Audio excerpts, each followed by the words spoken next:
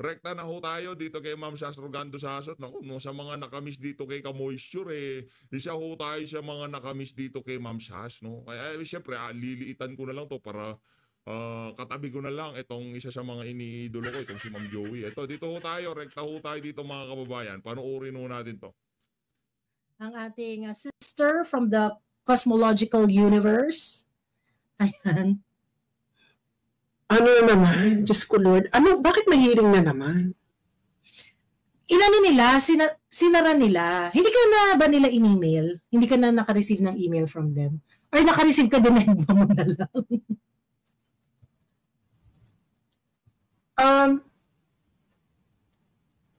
I don't know. Wala na akong email. Sabi ni Juan Fernandez, binasa raw niya yung sinend mo sa committee. May sinend ka ba sa committee? Binasa niya? Binasa niya. May binasa siya yung parang recommendation mo on parang position paper, something like that. Pero kasi sabi ni Juan Fernandez, binasa raw niya. Binasa niya saan? Binasa niya ng sarili niya. Wala akong recommendation. May email ka, no? Parang paano masaspot ang fake news, something to that effect. Huh? May ganun ba ako? Ano ba yung email mo na mahabang-mahaba? Sabi niya yung email. Tapos yung sa email mo daw, parang ina-explain mo what is fake news. Huh? Ano sabi? Ang in-email ko sa kanila, yung kay Martin. Martin. Oo. Ayun. So, kaya hindi nila ako tinawag kasi binasa na nila ang aking position paper? Hindi naman. Parang sinabi lang niya, si Sas nag-submit siya ng parang position paper niya. Ganon. Hindi ka rin masyado kasi nagmamadali si Dan Fernandez eh. Nagmamadali siya kasi tinatangayan ni kaloka si Crisette at saka si kaloka si Crisette at saka si Ate MJ. Ano yung position paper ko? So, dali nga, i-check ko, meron po sila na position paper. Oo, parang sabi mo daw na parang ganito dapat mag-handle ng fake news. Ganon. Baka naman Facebook page yan. Facebook post. Tapos, na-send yung link sa kanya. Submission mo daw sa submission mo daw sa Tricom. Submission mo daw sa Tricom. Tapos nabasa daw. Alam mo, wala akong sinisend sa kanila na position paper.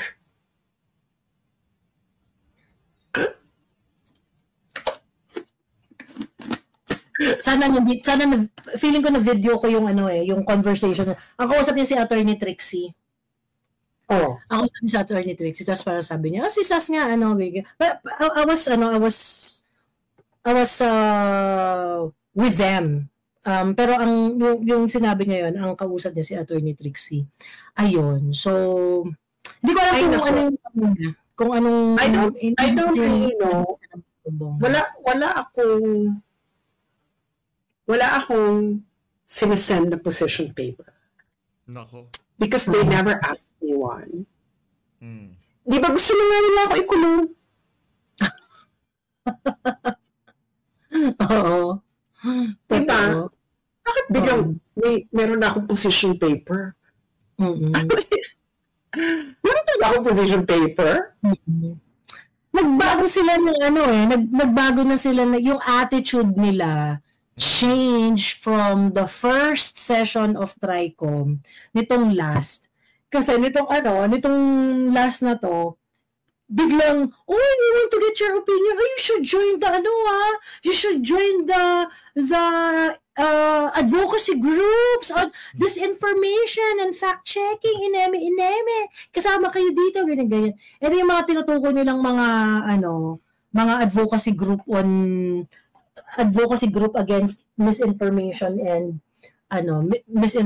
disinformation. Just parang mga yellow group naman. Diyos ko. Kasi wala ka bang wala ka bang, parang I think has something to do with yung paano nga yung regulation na parang how are you going to approach fact-checking, at saka yung content creation, dapat ba may self-regulation, dapat ba government regulation, dapat ba merong Inano ko, hindi yan position paper na sinend ko sa kanila. Facebook post yan. Okay. Facebook post yan. Maybe I tagged them, but hindi yan Submission. hindi yan submission. So maybe they're following me. Nahiya pa kayo. Pero yun na nga, na parang I don't have I didn't submit anything. Pero yun na ano yan, I think that was the Article 19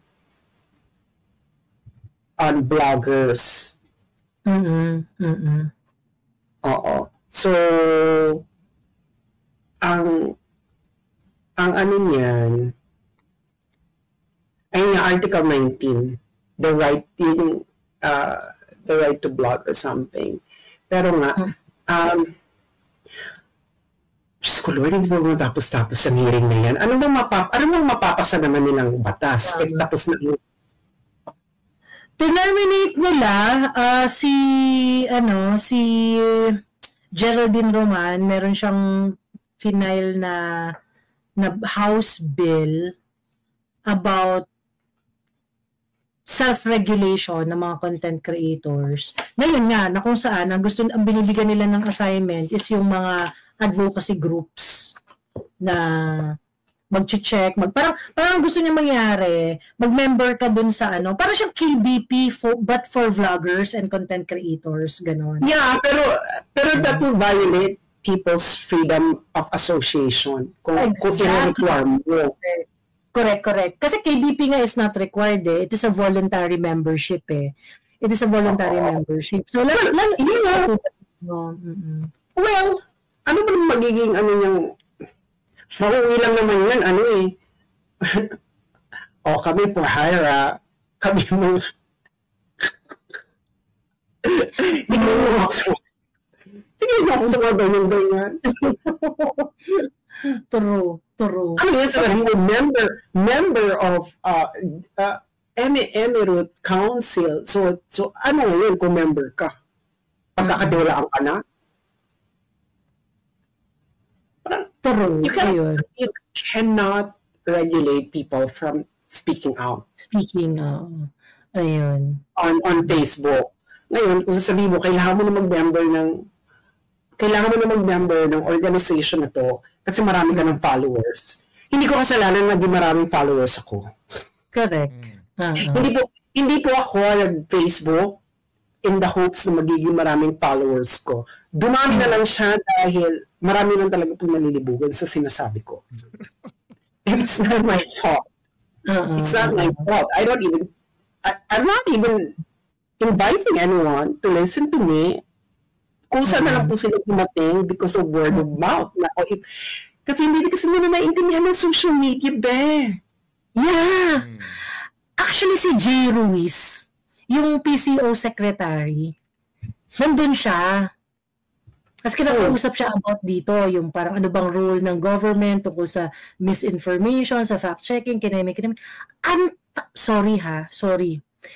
Now I understand kung bakit si Jay Ruiz ay hindi nire-respeto ng mga kapwa niya, public relations officers, yung mga PR guys na nasa communications din ang mga linya ng trabaho. Now I understand kung bakit hindi nire-respeto to si Jay Ruiz. Kasi ang tanga ng logic, for most part, yung conversation kanina sa TRICOM, was following this kind of parang topic na sino ang mag-fact check should it be government or should it be a third party? Mag-a-assign ba? Should it be regulation? So should it be yun nga, parang sinasuggest ni Geraldine Roman na dapat merong grupo, tapos magpapa-affiliate yung mga members doon sa parang KBP style ba na dahil daw yung KBP, meron daw ethical standard, yung mga members, so somehow they are bound by that. And if they're not going to follow their ethical standard, KBP would punish yung kanilang members or things like that. So parang they want the same mechanism dito sa mga vloggers, ganyan. Ano yung punishment? I do not know, mga fine siguro. Hindi ko alam. Anong punishment? Tatanggalin kanila bilang KBP, yung accreditation mo tatanggalin. Yung iba dyan, di na talaga sumasali kasi wala namang, ano lang ho yan kumbaga, censorship o yung mga, kailangan mong sumunod dun sa mga alituntunin nila na, alam mo sila lang nagbe-benepisyo. Yung balita natin kung di tayo nagkakamali, yung ibang mga malalaking network sa ating bansa, hindi naman kasama dyan sa KBP na yan. At ito mga kababayan, ito ang pinaka-latest ngayon. Ito. Butata na naman itong si Marcos Jr. Nagtawag nagyaya ang Amerika doon sa mga alay na bansa ng Amerika na suportahan ang sanction against ICC. Naku, alay natin ng Amerika, di ba? Paano ba yan? Alay natin ng Amerika. The United States urged its allies to rally behind its move to impose sanction on the International Criminal Court ICC for what is deemed illegitimate action against sovereignty states. Anak ng Tokoy, Riga dyan, Marcos Jr. Nagtatawag na ng kakampi. Hindi na kontento si Trump doon sa kanilang doon sa mga pronouncement, doon sa mga batas na pinasa nila laban dito sa ICC na to. Ngayon, pati yung mga allied nation nila inihikayat na nila na magpataw ng sanksyon. Paano magpapataw? Allied natin Amerika. Paano magpapataw si Marcos Jr.? Pinadala nga. Ayan, kaya walang makukuhang respeto yang si Marcos Jr. dito kay Donald Trump diyan sa mga pinaggagawa niya na yan. Diba? Wala ko siya makukuha respeto sa Estados Unidos. Ang tayo ng Estados Unidos, walang jurisdiction. Mali ang mga pinaggagawa ng ICC na yan. Diba? Ganun lang naman yun. Ngayon, ang tanong dito, ano kayang ipapataw na sanksyon nitong si Marcos Jr. dyan sa ICC? Eto paano tuloy natin ang talakayan nitong si Ma'am Sasrugando Sasot at nitong si Ma'am Joey. Kung sino na bang, hindi ko rin sure kung meron na bang napinalize ang KBP ng mga members nila Actually, kaya sila nagaganyan ng KBP para meron silang bargaining. Chorba. Anyway, so because that's competitive advantage. May proprietary value when you try to get a client na parang, 'di ba? When you get a sponsorship. Back kami ng ganito. 'Di ba? Back kami ng ganyan. Ayun. So anyway, ito si J. Ruiz, sabi niya, mayaman tulad daw niya ang content creation. If I remember it completely. Pero medyo na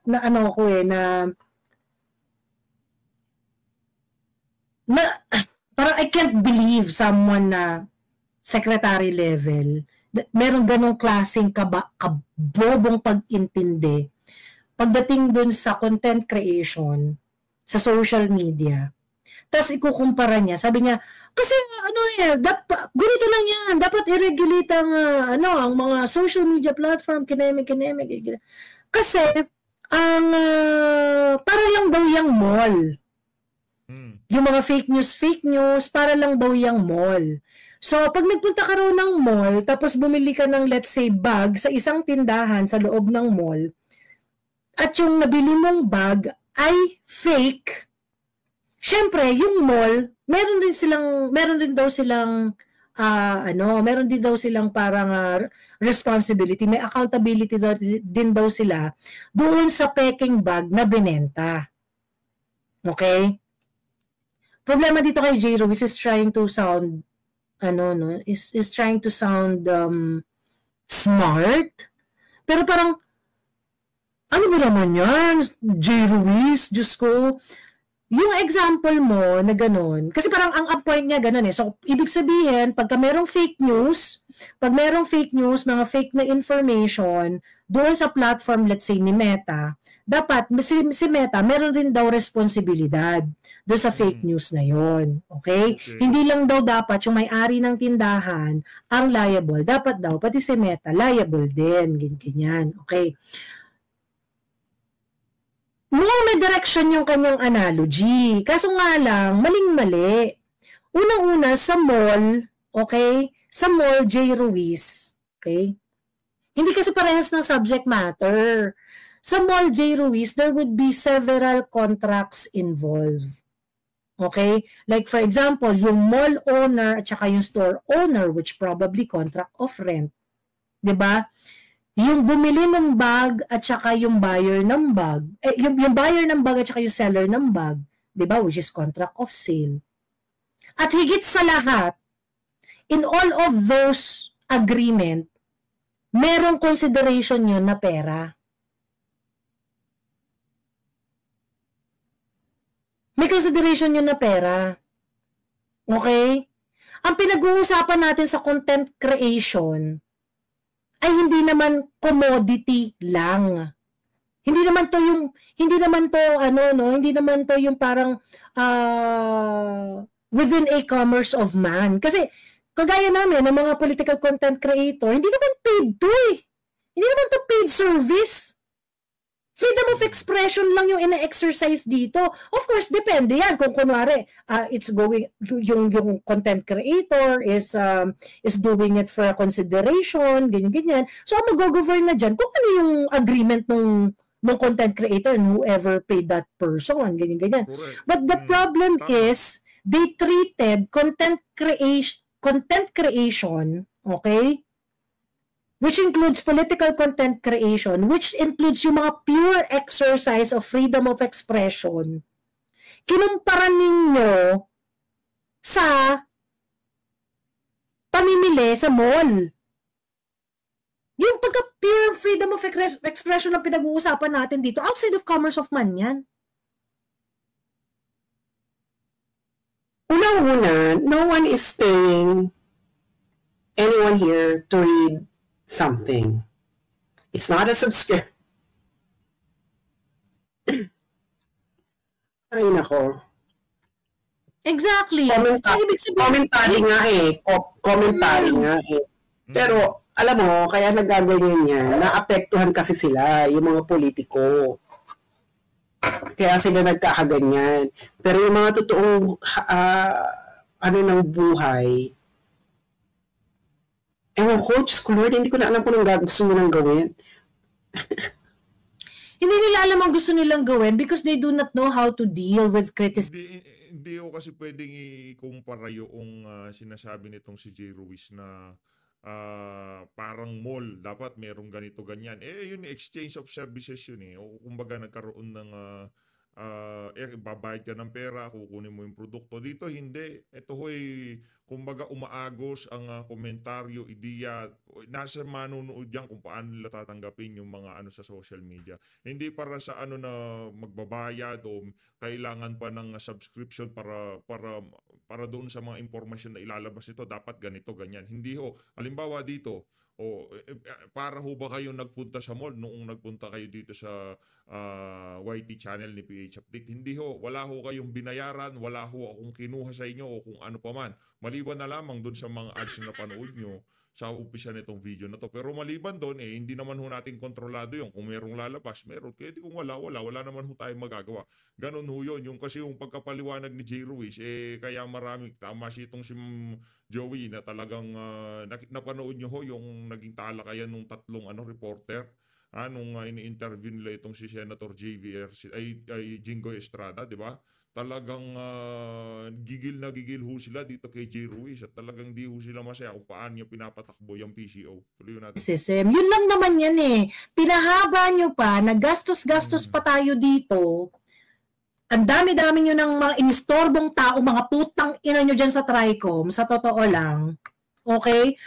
Inistorbo niya na kami, ginulo niya na yung buhay namin, wala man na-achieve yung ano ninyo. Ano suggestion niyo? Self-regulation. Sino magre-regulate? Sino magsasabi ng totoo ang balita at hindi totoo ang balita? Who's going to say that the information is true and accurate, and who holds the standard? Diba? Actually, si Dan Fernandez, sabi niya, kanina, hindi kasi yun sana gusto namin kasi yung gulo-gulo na, masyado ng loose, kailangan i-standardize. Standardize? Sino magsaset ng standard? Kayo? Hindi pwede yun. Alawo ho yun. Anong standard? Diba? Ngayon, ang problem kasi is this. Tamad kayo. Tamad kayo to respond. Tamad kayo na sumagot sa mga criticism sa inyo. Yun lang yan. Yun lang yan. Tamad silang sumagot at hindi sila makasagot. Yun. Madam, paano ho nila sasagutin? Yung pagkamahal-mahal na Rolex, yung from tricycle, tapos meron kang artista man. Ang hirap pong depensahan ng mga sarili nila doon sa mga ganong klaseng di ba? Hindi naman pwedeng sabihin nitong anong pangalan nitong si Teacher Stella, na dati akong mayaman, ganito yan. Kaliber ko yan si John Magno. Hindi niya pwede sabihin yun kasi merong ebidensya, di ba? Ganun ho yun. Hindi sila makasagot o yung iba siguro tamad silang depensa nila yung mga sarili nila sa social media kasi pagka talagang kinuyog ka ng ating mga kababayan, hindi na ho yung mga vlogger Pagka senior yan, pinagsishare ng ulit-ulit yan. Kasi kung ano naman, libelous naman. Kung halimbawa, nagsalita tayo ng libelous dito, ang dali naman ho para sa kanila nakasuhan tayo. Kaso ang problema dito, hindi tayo pwedeng kasuhan kasi nagre-react lang tayo kung anong minsan binabalita ng mainstream media, kung ano mga lumalabas sa social media, kung ano mga napag-uusapan nila sa mga hearing dyan sa House of Representatives. Kung bagay binibigay lang, siguro maraming nanonood dahil naaabot natin yung kaisipan ng ating mga kababayan, yung kung paano nila tanggapin yung mga issue, kung paano nila i-weigh, ganun ho, parang ganyan ko isipin yung issue na yan. Yan yung pagkakaintindi ko diyan, kung paano sinasabi ng vlogger na yan. Yan ang pagkakaintindi ko diyan. 'Di ba? Malamang siguro marami sa mga kababayan natin kung bakit yung mga vlogger pinapakinggan ngayong mga panahon na to. Kasi kung ano sa loobin, na-express ng mga vlogger na pinapakinggan nila. Yan, gumaganyan ho yan pagkatama. Yan, tama yan. Yan ang gusto ko sabihin. Wala naman hong boss yung ating mga kababayan. Kaya para ma-amplify yung boses nila, ang ginagawa nila, sinishare nila yung mga video ng mga vlogger na nagsasalita. Kagaya nito si Ma'am Joey. Di ba? Sinishare ho ng ating mga kababayan yan. Yan ho ang di maintindihan ng mga congressman na yan. Imbis na intindihin nila kung saan yung pinanggagalingan itong mga itong mga vlogger na to, kinagagalitan ho nila. Kayo. Ganun. Na parang, they were saying, di kasi unfair, araw-araw kaming nababash, ganyan-ganyan. Ano ba tingin niyo sa amin?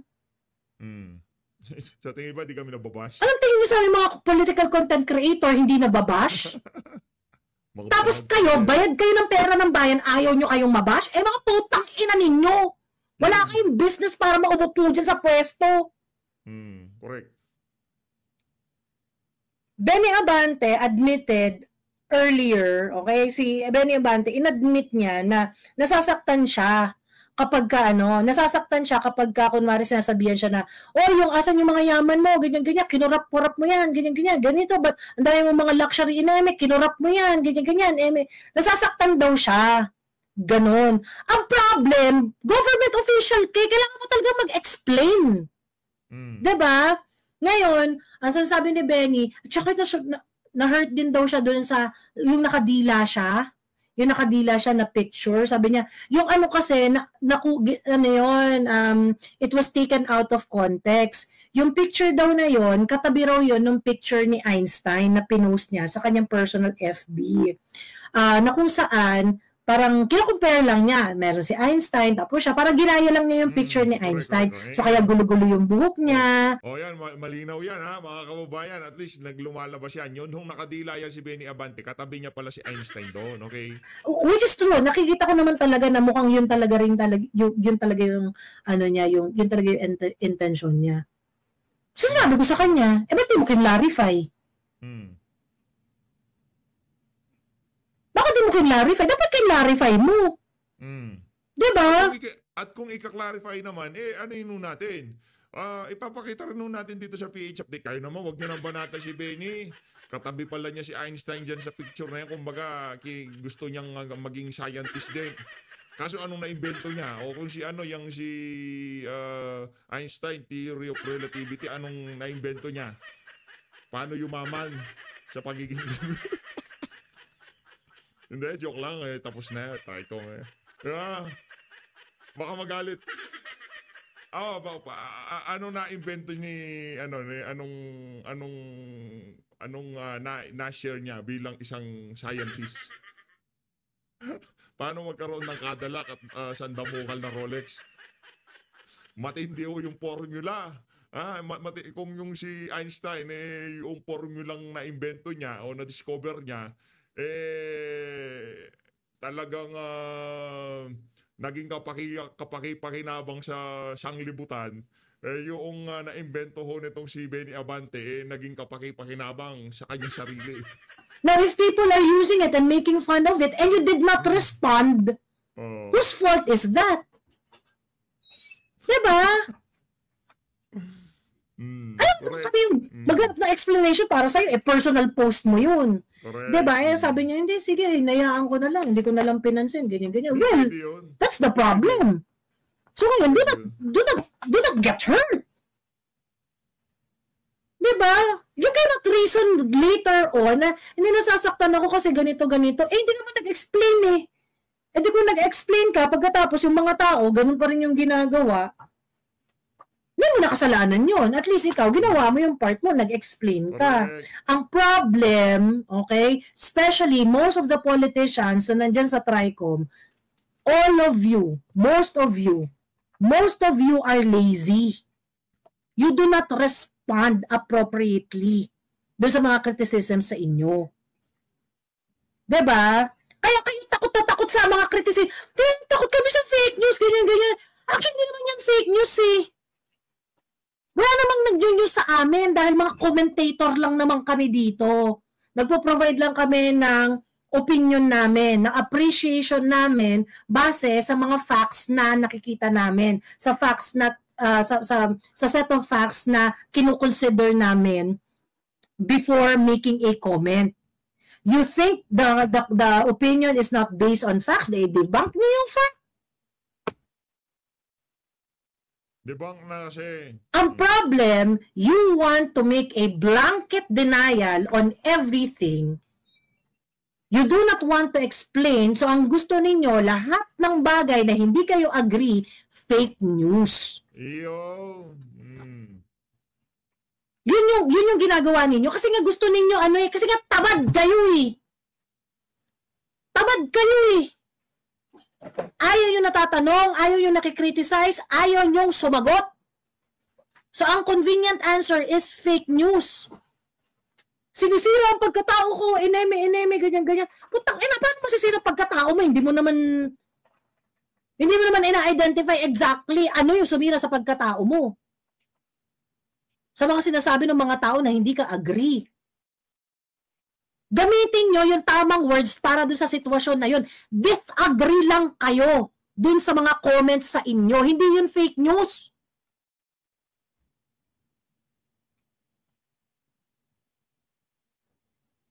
Pero gusto nyo ng shortcut, gusto nyo, tatawagin parate, fake news purveyor, ganyan, eneme. But if there would be any information, any uninformed opinion that favors you, di man kayo galit. Diba? Hindi man kayo nagagalit. So what is that all about? Diba? Anyway, i-share ko lang tong kwento na to, no? Pero I am going to make a separate content on this also. Pero i-share ko lang kasi feeling ko rin to eh. A lot of people felt na, di ba nga, nung unang beses kaming humarap sa TRICOM, na kung saan, pinower trip talaga ng bonggang-bongga si Ate MJ at saka si Crisette. Diba? Pinower trip talaga sila ng bonggang-bongga. To the extent na talaga napaiyak talaga sila sa sobrang bad trip. And then, the mainstream media and yung mga anti-Duterte dyan, they made it appear na nag-apologize sila because of the fake news that they posted. they really twist the real event nung nangyari yung hearing na yon to make it appear na inamin ni Crisette at saka ni Ate MJ na nagfe-fake news daw sila. Okay?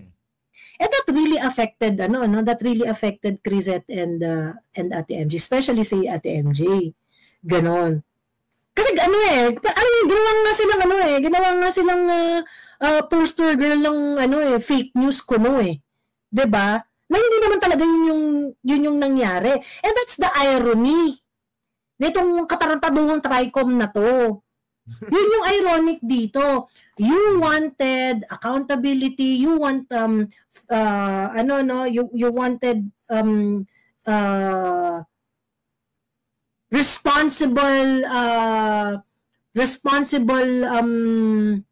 content creation, ganyan-ganyan, responsible na pag-relay ng mga information sa audience, ganyan-ganyan.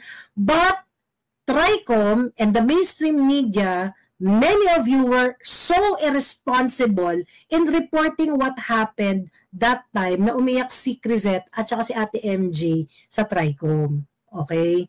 Ganon. Hindi nyo naman kinakwento na they are under the pain of being cited in contempt. That they are actually forced to say whatever they said dun sa yung apology na yan, ganyan-ganyan. Parang hindi ka mag-apologize. Pag hindi ka nag-apologize, iko-contempt ka. Diba? And they're going to trigger you. Ay, hindi, tanga ka, ganyan-ganyan. Ay, hindi, ganito ka, ganyan-ganyan. And nobody's reporting it, not even the mainstream media. Na itong mga to are acting in a way na very unparliamentary. Ang sarap na terminated. Ang sarap, madam. Ang sarap ng hearing na terminated. Ibang klase ko. Sagad-sagad do. Ang sarap. Saludo, Ma'am Joey. Ibang klase ka talaga. Hanip ka, madam. Halimaw talaga kung bumira itong si Ma'am Joey, kaya di ka taka-taka. Ang daming congressman na nakukitan sa... Meron ba dito sa mainstream media nag-report? Oh. Sa behavior nito mga tarantado, mga politiko na nasa TRICOM, kung paano tratuhin yung mga vloggers dyan? Eh hindi, tanga ka. Ikaw hindi ka dissenting babae. Putang ina nyo.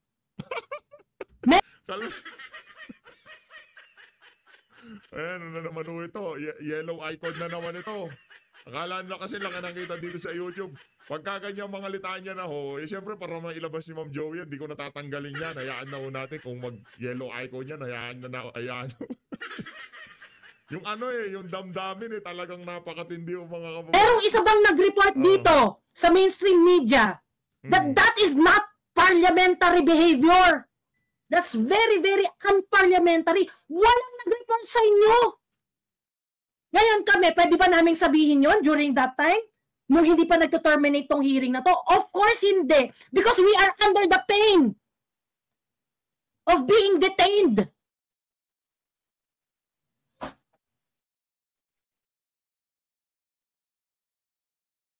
Wala kaming kasama the entire time. Na ongoing yung hearing ng TRICOM, ang dami-dami namin gustong sabihin na hindi namin pwedeng sabihin because we are under the pain of being cited in contempt. Sige, madam. Mainstream media. Tuloy mo lang, madam. Ito yung mga kataga na hindi nasabi ni Ma'am Joey dyan sa TRICOM. Dito niya sasabihin sa PH. Mga putang ina ninyo, meron ba sa inyo kahit isa na nagbalita that these congressmen are very unparliamentary? Saan ka nakakita? Ikaw, ano ka? Babae, hindi ka dissenting babae, di ba? Di ba? Hindi ka dissenting babae? Ganyan ka pinalaki ng nanay mo? Putang ina nyo? Hoy, Abante! Abante! Shout out kay Benny Abante. Sweet. Sarap ng mga birada nitong si Ma'am Joey, no? Sorry na lang sa mga tinatamaan, pero yung bibanat na yung kay Benny Abante. Kung di ka mag-apologize, I will cite you in contempt. Is that a parliamentary behavior? Anong ginawa ninyo, mainstream media?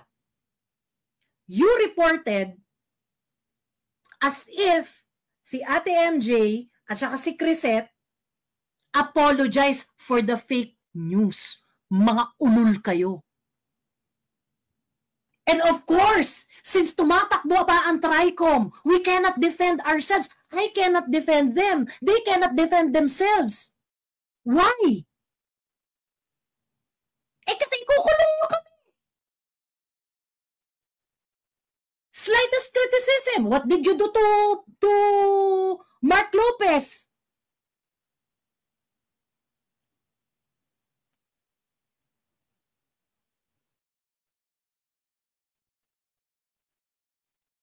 I am very, very thankful because we had great legal team. Yung abogado ko, si Attorney Mark Manuel, si Secretary Bello, si Attorney Bello, si Attorney Joe Aspiras, Attorney Spocky, Attorney Trixie, Attorney Ahmed, Attorney Glenn Chong. We are well advised.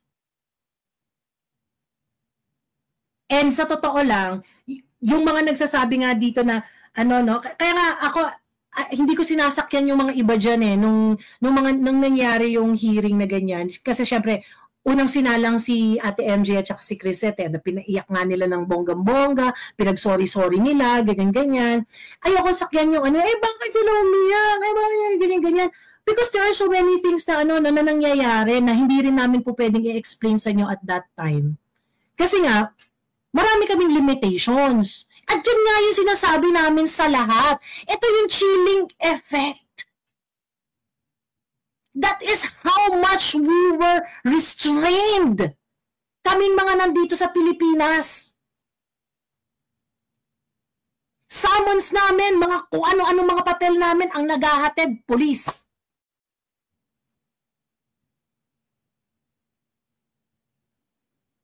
And of course, alam natin yung purpose na yun. Hindi, lang yung part of procedure lang yun. Ganyan.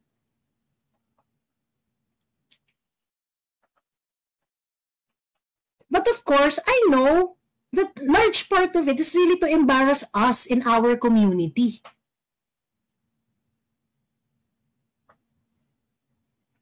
Si MJ ayaw makulong dahil sa mom niya may sakit. By the way, eto na nga. So, immediate, kaya nga sabi ko na parang, please do not, huwag nyo na sila, umiyak sila doon, ganyan. Huwag nyo nang huwag nyo nang parang i-bash na, kasi dapat hindi sila umiyak or whatsoever, ganyan. I think it really has something to do with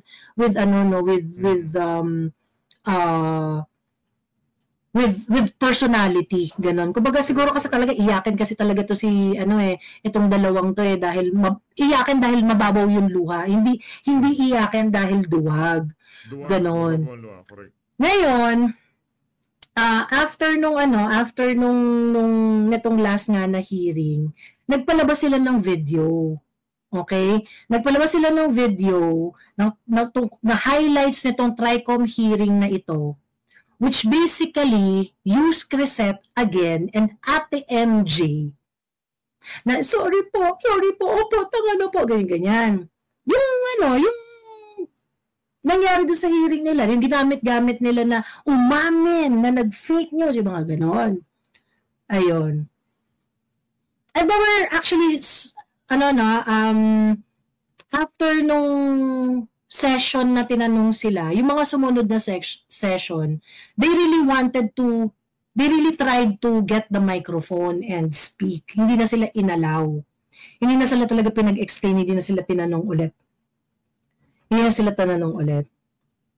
hindi naman sila makaka-turn dun sa kanilang mga social media platform. Kasi nga, pagka nag-criticize sila sa TRICOM, we're going to be cited in contempt. Diba? We're going to be cited in contempt. Correct. So ngayon, immediately after nitong hearing na ito, nung terminate na nga siya, terminate na yung hearing, tinapos na, meron na silang ways forward, ganyan-ganyan, meron na silang mga directives na mga gagawin or whatsoever, ganyan-ganyan. Si Ate MJ at saka si Crisette, they confronted Dan Fernandez and Benny Abante. Inintay talaga nila na lumabas at kinonfront nila. What you did, sila, yun nga, I'm going to make I'm going to show you the video for this one. Kasi gusto ko makita ninyo kung ano talaga yung mga sinabi nila. But basically, kinonfront nila na yung ginawa nyo sa amin, hindi tama.